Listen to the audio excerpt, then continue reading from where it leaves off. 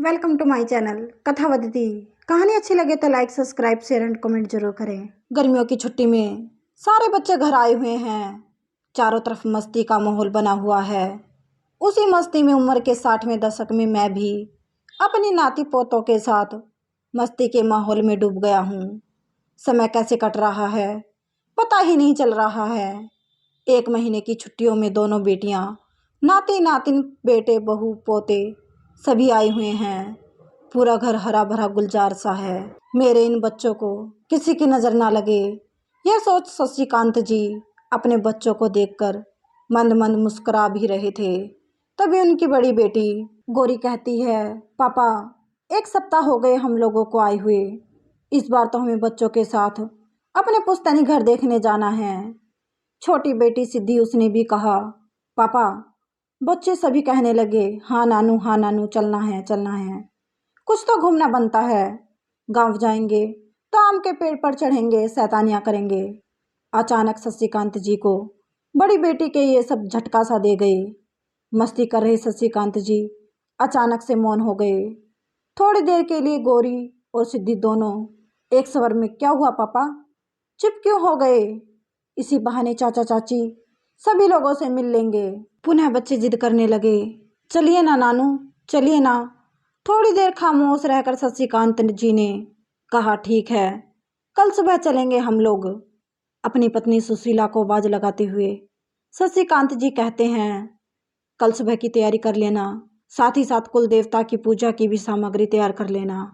हम लोग अपने पुश्तैनी घर चलेंगे। सारे बच्चे हिप हिप हुर्रे, अब तो बहुत मजा आएगा। सुबह सुबह जल्दी से सभी तैयार हो गए। 2 गाड़ियों से पूरा परिवार और शशिकांत जी गांव के लिए रवाना हुए।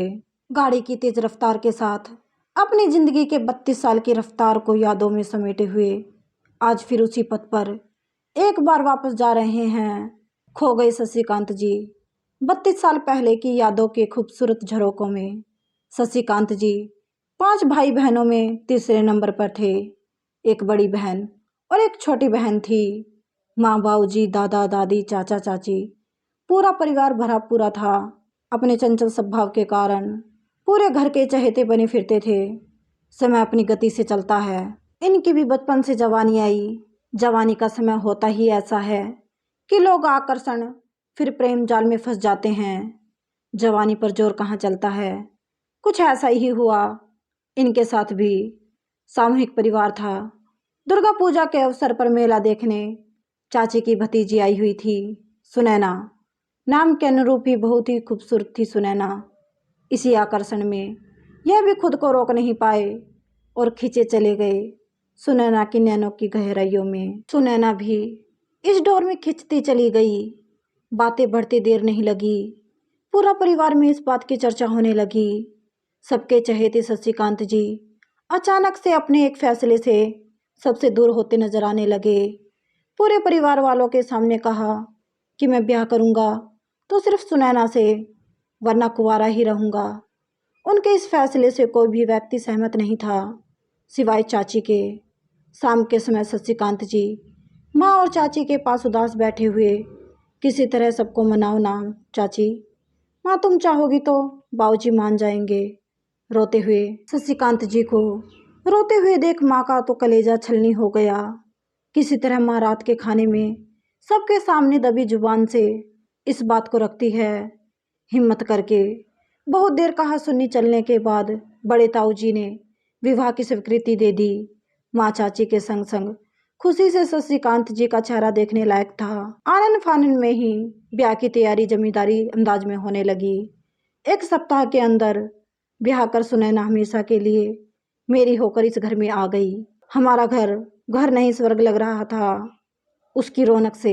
4-5 साल इसी तरह हंसी खुशी समय पंख लगाकर बीत गया, लेकिन अभी तक सुनैना माँ नहीं बन पाई थी। सभी लोग ताना देने लगे थे। मुझे इस बात से कोई फर्क नहीं पड़ता था। मुझे तो बस सुनैना का साथ चाहिए था, इस जन्म से लेकर हर जन्म जन्म तक। लेकिन हमारे ईश्वर को हमारी खुशी इस जन्म में भी मंजूर नहीं थी। एक दिन सुनैना सोई तो सोई ही रह गई सदा के लिए। सुबह पूरे घर में हल्ला होने लगा। आखिर क्या हुआ सुनैना को? सुनैना अभी तक जागी नहीं। वेद जी को बुलाया गया। उन्होंने देखा तो हक्का बक्का रह गए। अब तो बहुत देर हो चुकी थी। उसके तलवे के पास किसी भयंकर जहरीले सांप ने डस लिया था। खुद तो चली गई हमेशा के लिए। शशिकांत जी के जीवन में खालीपन दे गई। एकांत में रहने लगे शशिकांत जी, लेकिन घर वालों की जिद के आगे मजबूर होते हुए उन्होंने दूसरी शादी सुशीला से की। 3 बच्चों की माँ बनी सुशीला और वह बन गए पिता। लेकिन कभी भी मन का मिलन हो नहीं पाया आज तक। बच्चे छोटे ही थे तभी अपनी पत्नी और बच्चों को लेकर हमेशा के लिए इस पुश्तैनी घर से काफ़ी दूर चले गए थे, जहाँ सुनैना की यादें उन्हें झकझोरे नहीं। अचानक से गाड़ी का हॉर्न कई बार बजने से यादों की पटल से धरातल पर आए। बड़ी बेटी पापा पहुंच गए घर। कब से उतरने को आवाज़ लगा रही थी। कहाँ खो गए थे। बेटी को क्या पता कि आज भी यहाँ कदम रखते हुए मुझे सुनैना की आहट महसूस हो रही है। दिल कहता है आ जाओ सुनैना फिर एक बार।